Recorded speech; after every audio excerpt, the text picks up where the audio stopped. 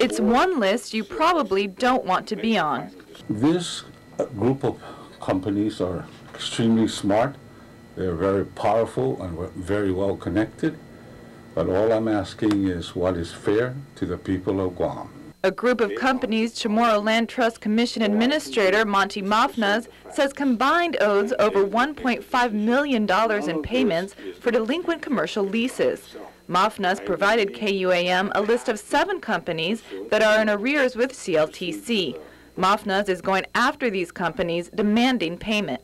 One of those companies on this list is JR Towing, who Mafnaz says hasn't paid CLTC a dime in the 10 years they've been on this property. Not only that, they don't even have a lease with CLTC. So we came up here to talk to the owner, JR Mateo.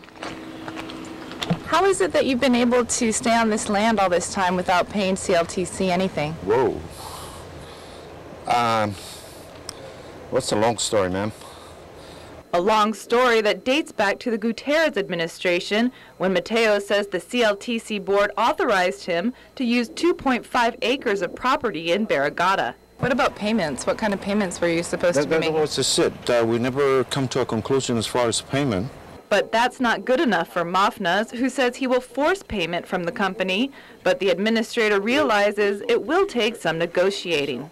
I don't want to litigate and then end up with tons and tons of metallic waste. So unfortunately, the situation demands close working relationship with the potential lessee. And Mateo admits he knows he will have to pay up at some point. But you didn't think it was odd that all these years you didn't have to pay anything to CLTC? It is odd, ma'am, but it's not that I'm not going to pay for it, you know. It's just that I have invested so much in here just to make this land the way it is. Land that Mateo admits is zoned for agricultural use only. Mafnaz tells us he would like to see the business move to a different location. And JR Towing is not alone. Mafnaz is going after 6 other companies he says are delinquent, some by years.